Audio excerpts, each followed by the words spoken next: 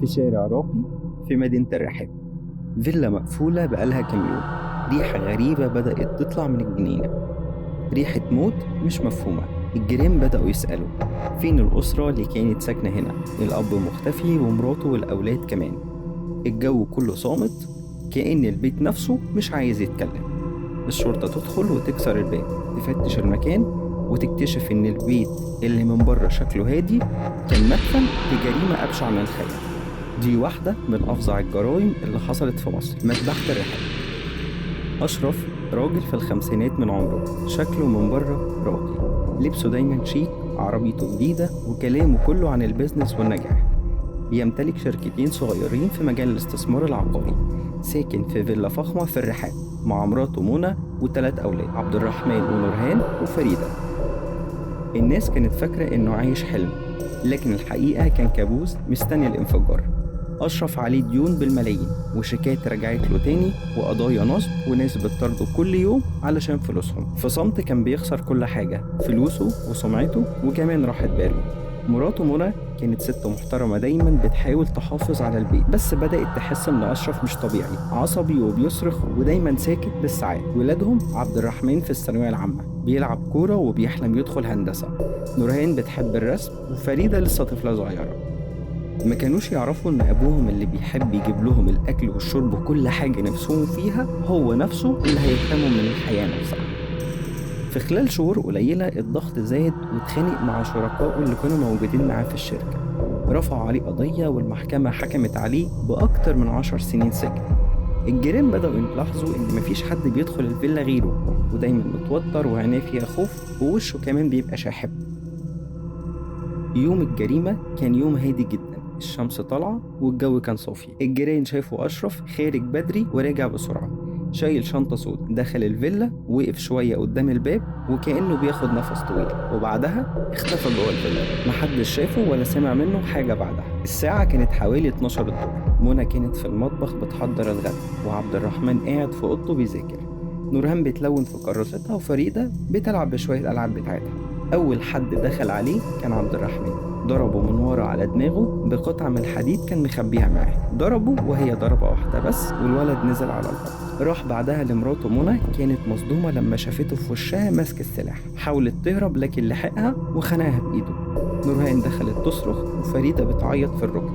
في الوقت ده أشرف ما شافش فيهم ولاده، شاف فيهم شهود ممكن يبلغوا عنه. خلص على نورهان بنفس قطعة الحديد اللي خلص بيها على عبد الرحمن، وفريدة الصغيرة خنقها وهو كان بيبكي. بعد الجريمة قعد وسط الجثث بالساعات ما بين خوف وانهيار، وبالليل بدأ يلف الأجساد بتاعتهم في ملايات. حفر في جنينة الفيلا ودفنهم بإيده واحد ورا التاني، وخرج بعدها كأنه رايح يشتري حاجات من السوبر ماركت، بس الحقيقة كان بيحاول يهرب من نفسه. كده يومين على الجريمة فيهم الجيران بدأوا يلاحظوا حاجة غريبة. فيلا 21 كان دايما فيها حركة، ضحك الأولاد، صوت العربية وهي داخلة وهي خارجة، لكن فجأة كل ده اختفى. الباب مقفول دايما، والنور مطفي، مفيش ريحة طبيخ ولا صوت تلفزيون. واللي زود الشكوك ريحة غريبة بدأت تطلع من الجنينة، ريحة صعبة مش مألوفة وكل يوم بتزيد. واحدة من الجيران كانت ست كبيرة، قالت إنها شافت أشرف يوم الحادثة داخل بشنطة سودا، ومن ساعتها ما شافتهوش. بلغت الأمن، رجال الأمن الإداري اتصلوا بالشرطة وقالوا لهم في فيلا مقفولة من أيام وريحة طالعة منها مش طبيعية. الشرطة وصلت، خبطت على الباب، مفيش أي رد. كسروا الباب ودخلوا، كل حاجة جوه كانت متنظمة زيادة عن اللزوم، كأن في حد مخبي كارثة تحت الفيلا. قعدوا يدوروا بس كل حاجة كانت مترتبة بشكل كويس جدا، وأكن مفيش أي حاجة حصلت. بس لما دخلوا الجنينة لقوا إنه في تربة مش مظبوطة، أو أكنه حد حافر من كام يوم. جابوا المعدات وبدأوا يحفروا، وبعد أقل من مترين طلعوا أول جثة، ودي كانت جثة عبد الرحمن ملفوفة في ملاية سودا ومربوطة بحبل. ورا منها نورهان، وبعدها منى، وآخرهم فريدة. صدمة المحققين كانت أكبر من أي وصف. دي مش مجرد جريمة قتل، دي مذبحة عيلة كاملة. بعد ما طلعوا الجثث المكان كله اتحول لمسرح جريمة كاملة. فريق المعمل الجنائي وصل وبدأوا المعاينة. مفيش كسر في الباب، مفيش مقاومة واضحة، يعني اللي قتلهم حد من جوه كانوا مطمنين له وكانوا بيتعاملوا معاه عادي جدا. كل أوضة في البيت اتفتشت. في أوضة المكتب لقيوا أوراق متقطعة، شيكات راجعة، وإنذارات قانونية، وأوامر ضبط وإحضار باسم أشرف. لقيوا كمان شنطة جلد فيها آثار دم قديم ومناديل عليها بصمات. لكن الأغرب لقيوا جوانتي كان فيه شعر لطفل صغير.